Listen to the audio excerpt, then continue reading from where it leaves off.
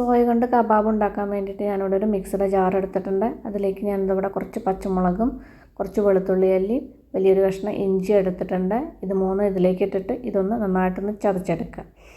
ഇതേപോലെ ഒന്ന് ചതച്ചെടുക്കുക. പിന്നെ സോയ കുറച്ച് വെള്ളത്തിൽ കുതിർത്തതിന് ശേഷം നന്നായിട്ട് കഴുകി പിഴിഞ്ഞെടുത്തിട്ടുണ്ട്. ഇനി ഇതും ഇതിലേക്ക് ഇട്ടിട്ടൊന്ന് ചതച്ചെടുക്കുക.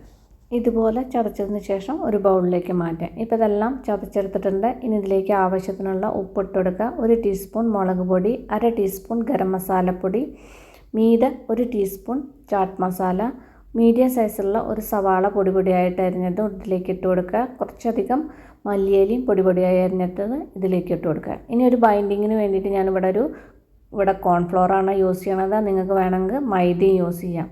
അതിനുശേഷം ഇത് നന്നായിട്ട് ഒന്ന് കുഴച്ചെടുക്കുക. ഇതാ കണ്ടില്ലേ, ഇതേപോലെ ഒന്ന് കുഴച്ചെടുക്കുക. ഇനി ചെറിയ ചെറിയ ഉരുളകളാക്കിയിട്ട് സാധാരണ നമ്മൾ പരിപ്പ് വടയൊക്കെ പരത്തണ പോലെ ഒന്ന് പരത്തിയെടുക്കുക. ഇനി ഇതൊരു പ്ലേറ്റിലേക്ക് മാറ്റി വയ്ക്കാം. ഇതുപോലെ ബാക്കിയുള്ളതും കൂടി ഒന്ന് പരത്തിയെടുക്കാം. ഇപ്പം ഞാനിതാ കുറച്ച് ഈ പ്ലേറ്റ് നിറച്ചും ഇതേപോലെ പരത്തിയെടുത്തിട്ടുണ്ട്. ഇനി ഇതിലും കനം കുറഞ്ഞിട്ട് കുറച്ച് ഞാൻ നല്ല കനം കുറഞ്ഞിട്ട് ചപ്ലി കബാബ് ഉണ്ടല്ലോ അതുപോലെയും പരത്തിയെടുത്തിട്ടുണ്ട്. ഇത് രണ്ടും ഇനി ഫ്രീസറിൽ വെച്ചിട്ടൊരു 10 മിനിറ്റ് വയ്ക്കുക. ഇനി നമുക്ക് ഫ്രൈ ചെയ്യാം. അതിന് വേണ്ടിയിട്ട് ഒരു 2 ടേബിൾ സ്പൂൺ എണ്ണ മാത്രം ഒഴിച്ച് കൊടുക്കണുള്ളൂ. ഡീപ്പ് ഫ്രൈ അല്ല, ഷാലോ ഫ്രൈ ആണ് ചെയ്യണത്. ഇനി നമുക്ക് കനമുള്ളത് 2 എണ്ണം ഇതിൽ ഇട്ടിട്ട് ഫ്രൈ ചെയ്യാം. കനമില്ലാത്തതും 2 എണ്ണം വെച്ചിട്ട് ഞാൻ ഫ്രൈ ചെയ്യുന്നുണ്ട്. ഷാലോ ഫ്രൈ ആവുകൊണ്ട് അടച്ചു വെച്ചിട്ടാണ് ഫ്രൈ ചെയ്തെടുക്കുന്നത്. ഡീപ്പ് ഫ്രൈ ആണെങ്കിൽ അടച്ചു വെക്കേണ്ട ആവശ്യമില്ല. ഇപ്പോൾ 2 സൈഡും ആവശ്യത്തിന് ഫ്രൈ ആയിട്ടുണ്ട്.